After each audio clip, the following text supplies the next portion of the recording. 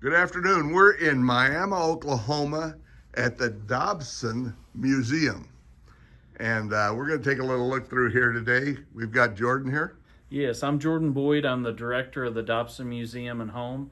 And we're currently remodeling our museum. It'll be a $3 million remodel project to completely redo all of our office, our storage, exhibits, gift shops. We're going to have a new quarterly rotating area and add a children's area to the museum that we've never had before. But currently, as of 2023, while we're still waiting on our remodel to be finished, which we're anticipating end of 2025 for the remodel to be complete, we're at 23 North Main in downtown Miami, which is only a block and a half away from where we're normally located. But we've got two sides to the museum that I'll kind of walk through and tell you a little bit about. The Dobson story is one of the first things you'll see on the Welcome Center side when you come in. We have a replica of the Dobson home and a little bit of history and background about who the Dobsons were. They were early residents of Miami, came to Miami in the 1890s from Cuba, Kentucky. They built a lumber yard, an ice plant, a bottling works. They partnered with a man out of Denison, Texas, and brought Patterson Manufacturing to Miami during World War II. And they partnered with the Fullerton family that was a longtime family in Ottawa County. And they had mining and oil leases as well as agricultural leases in the area and in other states. They had 5 mining leases in and around Pitcher and Hockerville, Oklahoma. And they had the picture you see on the wall there above the Dobson house is the Dobson mine on the west side of Hockerville.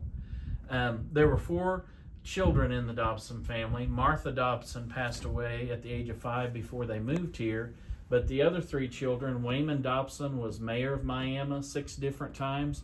He was actually mayor of Miami when Oklahoma became a state. The other brother, Sully Dobson, was involved in the business interests of the family, helped their dad with the ice plant and the other leases and business. And then Nellie Dobson, who actually is the namesake of the museum, who left the trust that helps fund and operate the museum. Which is the picture of Nellie? Nellie's in several pictures up here. So she's in these portrait pictures in the case. Those are both her, okay. And then she's also in some of her club pictures up on top. And then this one here in particular is a picture of the entire family that's on the front porch. This one in the lower right. Oh, and this is at the house. On the front porch. Is the house still there? It's still there, and we do give tours of the home. Since we've been remodeled and now that we're on Main Street, we kind of do them by appointments or as needed because we are a short-staffed museum, small staff, and so we're not, when we were down on A Street, we could easily walk over next door, but some days we not able just to walk over there and give a tour. But if somebody wants a tour of it, they're welcome to call and schedule one ahead of time. Also, we host a lot of events over there. We do Christmas at the Dobson on the 2nd Thursday in December every year, but then we also have groups that utilize it for dinners and other events that they want to have, club meetings at the house. So you've got more than just this room here, then. Oh yeah. Wow. And then our quarterly exhibit area that we rotate out, which it's in a much smaller area than we normally would have it in. Every 3 months we rotate out a different exhibit, and our current exhibit is Miami Country Club through the years. So we've got a case of some artifacts and articles from our archive about the country club. So this is as well as the 90-some year history that the country club was in Miami from 1914 to 2010. Had 3 different clubhouses throughout the history of the country club, and was organized by a group of individuals in town that were started out of the Tri-City Club that formed the original country club. And we'll have several family members of those original families and families that belong to the country club who will be in Miami the end of this month. We're going to host a reception on Heritage Fest weekend, the last Saturday in July, and have scrapbooks out where people can come by and visit and reminisce and talk about the days of being out at the country club. So you're actually working on this, getting this together here. This looks like a work area here. This is right here in the middle. This is basically what our volunteers, I've had a couple of volunteers in here this morning working on sorting. This is just all of our archive work. So God bless the volunteers. Without volunteers, these museums don't happen without volunteers. We've got a good, strong group of volunteers, but we're always looking for more volunteers. Sure, there's always, yeah. The center wall here, what we're looking at, is our towns, and it kind of gives a picture for anybody coming through to know, they hear Dobson Museum, but what do we represent and what's our mission here? We preserve all of Ottawa County's history. So all of the towns with a picture in the middle are more of our larger city towns, populated areas. Oh, you got your gift shop over here. We do have a gift shop. There you go. And then our archive and offices in the back. We do rotate out the back hallway about every 4 months. Right now, Commerce is up, but we do a different town highlighted back there out of our archive. The towns that are on the top are towns that were early mining camps or early settlements in the pioneer days that are no longer there. Some of these others are barely there now. Yeah. Carden, is there actually any homes in Carden left? Carden and Pitcher are both gone now. Was Carden part of the evacuation? The when buyout. They forced them to move out of Carden? Yeah. Okay. Yeah. Well, I drove through there when I drove a truck. It's the bypass. When you're loaded, you have to come down through Carden instead on the highway. We've discovered in our research and looking through old maps, we have about 6 or 7 more towns to add to the top of that already, of other ones we've uncovered. Yeah, there were all these little bergs from every mining sort of. Now, the Dobson's mine, what were they mining? Lead or zinc? Lead and zinc. Lead and zinc in the same mine there. Yeah. That was that common? Was that the way it generally was done? Several of them. There was also calcite was another mineral that was mined around here. We also had, not in Pitcher, but on the eastern side of the county, there were mines that had triple I.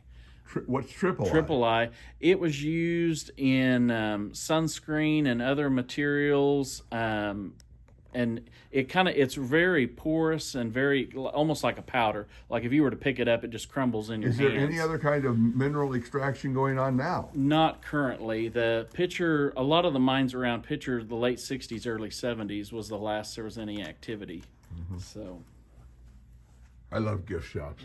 Yeah, and then our gift shop, we have all kinds of books, keychains, DVDs, even some panoramic reproduction pictures of some of the towns around the county. Okay.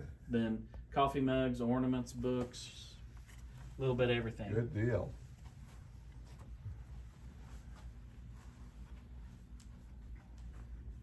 Oh, pins. Yeah, you got a lot of stuff is work in progress, isn't it? Oh yeah. Oh, this looks like it was part of a bank or something. This was a jewelry store before we were in here, and that's where they used to repair jewelry. Oh, so this is. But they made it. I don't know what their intent was, but it looks like an old bank. But actually, I mean, if it was a jewelry store, I guess most of the valuable stuff was kept behind this kind wall. Of their vault. Yeah. Yeah, just like a bank. Yeah. All right. And what was the name of the jewelry store? Goforth Jewelry. Goforth Jewelry. Nice. Nice piece of work here. Oh, Miami High School Federal Emergency Administration of Public Works. These were both off of school buildings, so both plaques. The old Miami High School, that's where Nine Tribes Towers is. The Will Rogers School. And the Will Rogers Middle School was just tore down a couple of years ago. It was built in 1947. All right.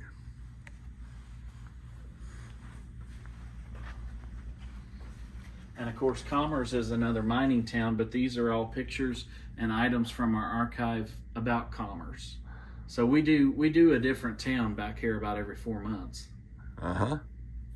Just to highlight either some of the new things that have come in, or maybe some things that haven't been on display, or kind of tie together just different pieces of Commerce history, especially for Commerce. That whole case there on the end is all notable people from Commerce. So you got Mickey. Mickey's number one. I just went by and saw his house today. You can go by and see the old house he lived in and the statues out there. Who's this guy? Doug Furness. He was a pro wrestler from Commerce. There's a street in Commerce named after him. Yeah, he's all chalked up, ready to lift, huh? That's great. Bo Winninger was a golfer. Oh, you got a nice Sports Illustrated there with Mick on it. That's valuable there. Yeah. Oh, very nice. And then Orrin Crow. Orrin Crow was an interesting character because he played pro football back in the 30s. And then he went on to be the acting commissioner for the Bureau of Indian Affairs and worked for the Bureau of Indian Affairs for several decades. He was a Native American? Was. Where was Jim Thorpe from around here somewhere? Jim Thorpe had family and still has some relatives that live in Ottawa County, but he was Sac and Fox was his tribe. So he was from central Oklahoma, around Prague, Oklahoma. Okay. Oh, here you go. There's a nice image of Mick. I have friends from New York, big fans of Mick. Big fans of Mick. Well, and they still host the Mickey Mantle Classic ball tournament for the area high schools every April. And there's a gentleman that comes back from New York who's a Mickey Mantle impersonator. Oh, he's back here every spring. Oh, that's great. And then we've got another property that was just added last month. This wall is all of our sites in the county that's on the National Register of Historic Places. So, and this is all in Ottawa County. Uh-huh. Very nice. So we now have 20 sites that are on the register. All right. Very nice.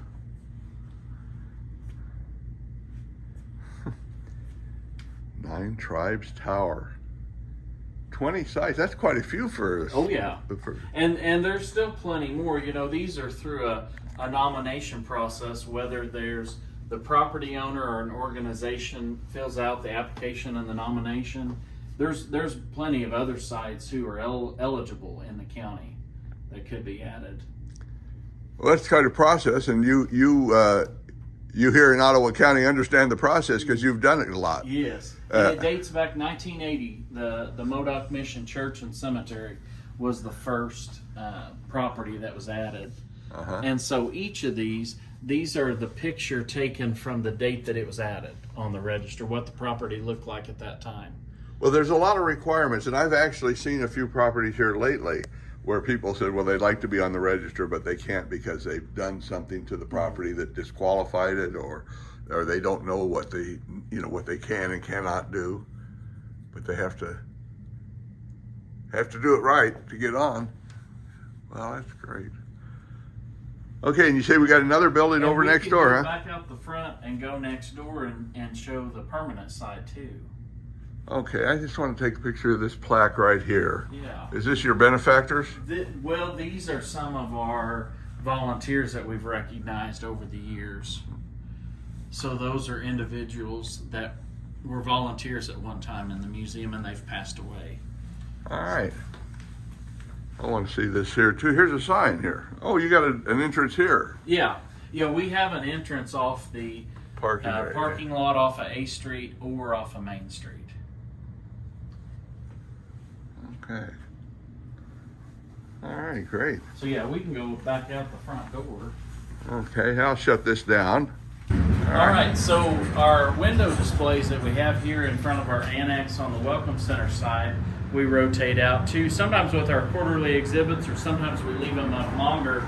And right now what we have is our signs of the times. So some of these are on loan from an area business, and some of them are part of our permanent collection. But they are all signs off of buildings that were either in Miami or somewhere in Ottawa County. Two that I'll point out on this side, this is a recent donation to us. It's from the Montgomery Lunch Counter that used to be over on Central. And I've heard many stories of people going in there just to eat. It was a very reasonable place to get lunch. Okay. And then on this side, this particular big sign, many people have driven past it because it's only a small section. This little placard down here gives the history of it. It's one of the roadside attraction signs for the Buffalo Ranch at Afton that used to be out on the interstate. The lighting's not good, but that's all right. Okay. But so that's just a small section of what that big sign was out on the interstate. And here we are. This is Main Street, and it's and if somebody's coming to visit us, they can see our flags. We have our museum open flags. Oh, so they'll know you're open when the flags are out. That are on Main Street. Okay. Good. Okay. Well, we'll see. And then we've also got our window displays over here on our permanent side. So we've got a display that's about the mines. And then this window kind of talks about the Route 66, Jefferson Highway, some of the roadside attractions. Jefferson Highway. They're really promoting that now. Now we're on Route 66 right here. And the Jefferson Highway. They both came down. They Main both Street. are the Main Street in Miami, Oklahoma. Okay. So this actually, there's only a short stretch where they both run together, isn't there? And Main Street was also the Ozark Trail back in the day, which was another road that was before Route 66. Okay. We used to have the stone obelisk out in the street. I'm sorry, what was that? The stone obelisk that they used to have out in the street that would give you like mile markers, this many miles to Joplin, Tulsa, Oh, okay. and direct you along those Ozark trails. And you don't have that anymore? No, there's a group within the city that's working to refurbish it, which it was completely lost. I don't know what they did with it, but they tore it down years ago, but wanting to put a replica of it up. Okay. Again. So, but it used to, the reason why they took it down, it was actually only up on Main Street maybe 10 months. It was a traffic hazard. People kept hitting it. We had the trolley car that came down the street. That's right. It was in the middle of the road, wasn't it? Right in Yeah. the middle of the intersection there, somewhere like that. Yeah. I think I remember that. Now, okay. Now, how far do you think the two roads run together? Where do they meet up here north of town Would somewhere? be north of Commerce, and then they run through town, and then when they get out here south by the fairgrounds is when they split. Then they split. And 66 goes west and Jefferson Highway goes south. Jefferson Highway goes west, and then 66 goes south, and then Ozark Trail kind of had a couple different. Well, they might places. cross again if that's the case, Well, because yeah, Jefferson I'm Highway. sure they do in other Yeah, parts. yeah, they they'll in Veneta they'll cross again. Yeah, okay. Yeah. So on this side we have our display set up kind of by categories. When we do our remodel of our museum, it'll be the Doson story like we have it, and then go into kind of a chronological story to tell about what this area was like before we were a state, how the tribes were removed here, when the communities were established, and then how kind of our industry built up, and then stories about notable people, the restoration of the Coleman. Were there any Theater. notable Native Americans that were here? There were several. There was a composer by the name of Lewis Ballard who belonged to the Quapaw tribe, and that was from here. And then there was also Lucian Ballard, and they just did a documentary about him a couple of months ago. He belonged to the Cherokee tribe, but he was a cinematographer in Hollywood. There was about 150 different movies that he worked on. Very good. Oh, and you have a mineral display? Uh-huh. So these are, both of these sections are all minerals that came out of Ottawa County. Okay. The other rock that we have in our collection that's not Ottawa County is our state rock. We've got some samples of rose rock, Rose Rock. which is over here. That's the state rock of Oklahoma, which you find it more down around Norman, Purcell, south central Oklahoma. Well, they're not smooth. They're kind of weird, aren't they? They're kind of got a lot of relief to them. I want to show these other rocks Yeah. here then for a minute. A lot of rock hounds. These people love rocks. I know my wife likes rocks. And this was a sample when I mentioned triple I earlier. This is what triple I looks like. And what do they use it for? They would use it in different like ointments and sunscreen creams and things like that. I know there were several different uses for it, and they were still processing it even after Pitcher.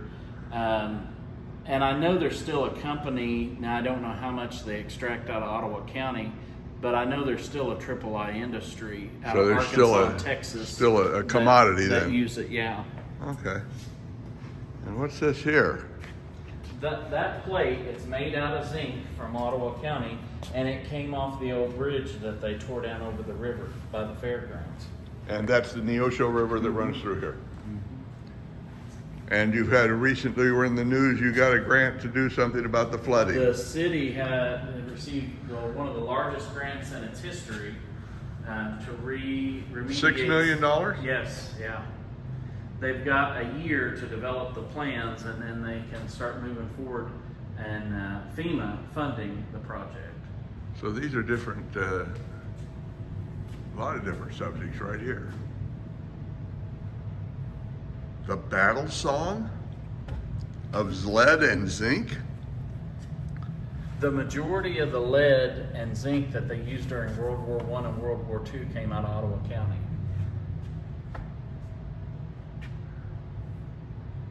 And this was an important industry to the war effort, was it? It was. There's been several stories that I've heard, but one in particular, we've done some oral histories with people who have lived around here, and there was one gentleman that told us, even during the war years, his dad was going to go off and fight in the war, and they said, "We need you in Pitcher getting the lead out of the ground more than we need you overseas." My dad was in the aircraft industry in San Diego. He didn't go. Yeah. He stayed there, and he was already working at Ryan in San Diego building planes, and that's where he stayed during the war.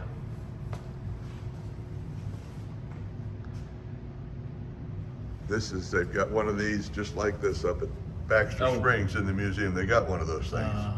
Shows it. Yeah. All right, very nice. Well, I've already learned quite a bit about the lead and zinc mining industry. Well, and there's a couple other things to highlight too. One of them is the British pilots during World War II. Our airport was one of 7 sites in the United States that trained British pilots. And that was here? We had over 2,100 RAF that received their wings here in Miami. All right. And we still get children and other family members that come over to visit. Heard Grandpa's stories about Miami, Oklahoma, and had to come visit. That's nice. And then B.F. Goodrich was a big part of our history. This is a nice wall. Each one of these is different. Yeah. Interesting. This is good stuff. Sidearms. Oh my. Okay. I always like these medals. Yeah. Purple Hearts. Okay. Goodrich Boulevard. And Goodrich was a big company here in Miami for years. 40 years. A lot of people made a living out of Goodrich. People lived up where I worked at Goodrich. A lot of people worked at Goodrich. Yep.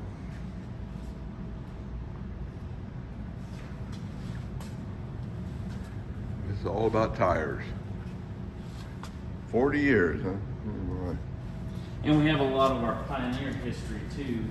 Some of the early pioneers and even the missionaries that lived among the Indians. Okay.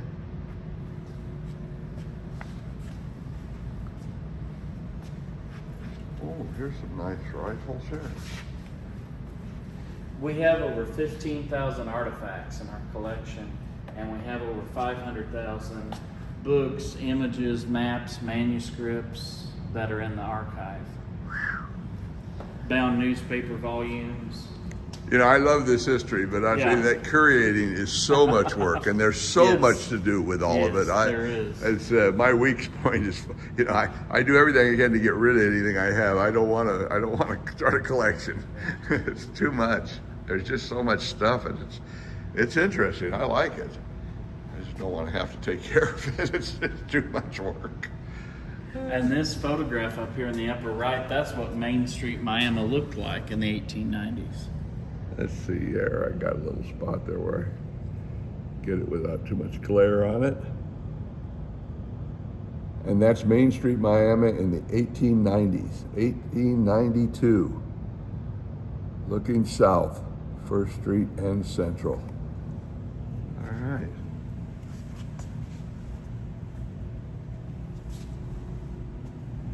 We got some eggs in there. Apples. Yeah. The first train that came through Miami, September 1896. September 1896. And what company is that train? I believe Frisco. That sounds right. On the picture or not. And that looks like here in the 50s. Mm-hmm. Oh, look, you got a bunch of stuff up top there. Big spinning wheel. That's a big spinning wheel. And so we don't have an elevator in this building, But we've got our second and third floor of this building all packed away storage. Because our building on A Street's over 12,000 square feet, and we've completely emptied it for the remodel. How did this toaster work?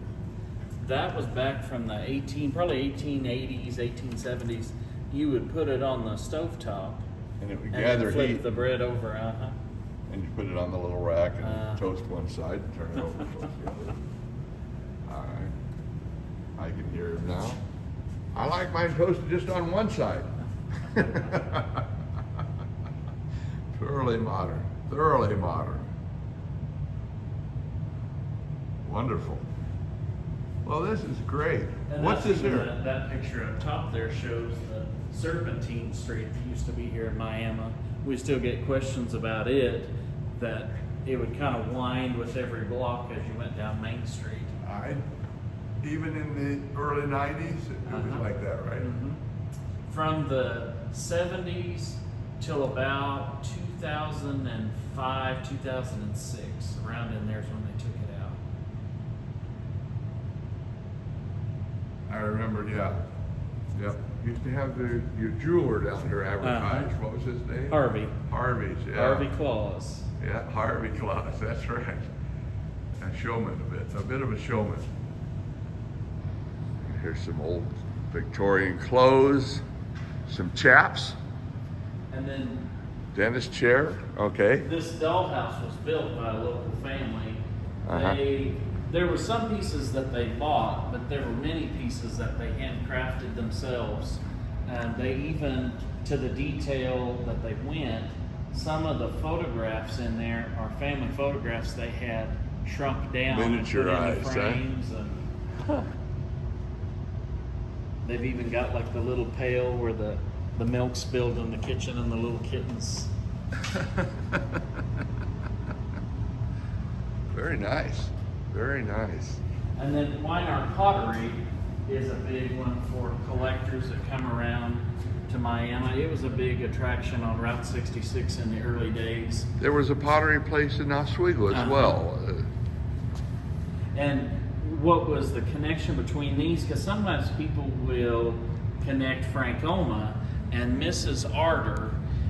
When they married, her maiden name was Winchell, and they took the first three letters of each of their name and made Weinart, is where they came up with the name. Where did Winchell and what was the art? Arter was her Arter. married name. She had worked for the family that had Frankoma Pottery in Sapulpa, Oklahoma. The And Norseman, here's the Golden Norseman, yeah. That's kind of where she learned the craft. Oh, you had one of those spaceships. It's still here Oh yeah? in the park. Yeah, we had one where I lived, out in Torrance, California. At Alondra Park, we had there was Now there's a good image right That's there of right. Main Street. This shows the old trolley car. Uh-huh. And this would have been back in the 30s, it looks like, or 20s maybe. And that's the line that would connect to the trolley going to Pittsburgh and Joplin and Columbus. And there is the Commerce, the King, Dairy King. uh-huh. Dairy King in Commerce, right on Route 66. Popular stop on Route 66 for sure. Well, I think you did real nice, including the entire county. Yes. It adds to what you can do, And the spook light, that's another attraction. Now what's for this? people to the area. The spook light is out here in the northeastern part of the county, and it's actually on a road east of Peoria, and there's a little town in Missouri that existed called Hornet, Missouri. And sometimes people call it the Hornet spook light or just the spook light. But it's out there on a road, and sometimes people will park and they'll just see like a light orb that just dances across the roadway. And where did the light come from? Nobody's ever had Oh, it's that's one why of those- spooky. Yeah. It's one of those phenomena that nobody's really had an explanation for, and it's been on all kinds of TV shows and people trying to explain it. I've heard tales of they're lost loves from the 1800s looking for each other. It's a soldier out there roaming the woods. And Okay, so here we got some Native American crafts, some moccasins.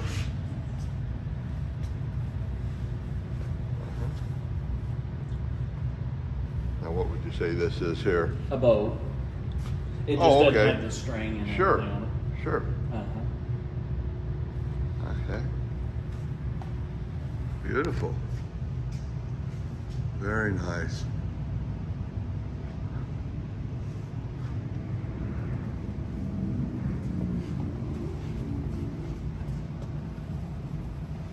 Who's this here? James? Former chief Green of feather? the Eastern Shawnees. Okay.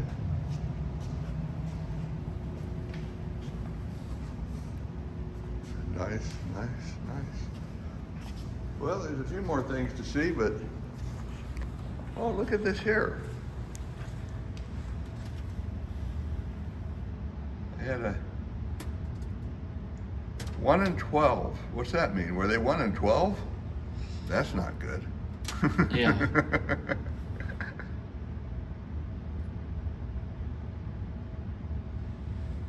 Or is this just a Miami 12? That was it.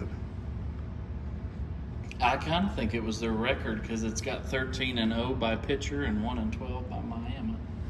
Uh-oh. That ain't good. Oh, well.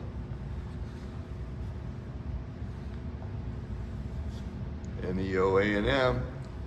Once a Norseman, always a Norseman. Uh-huh.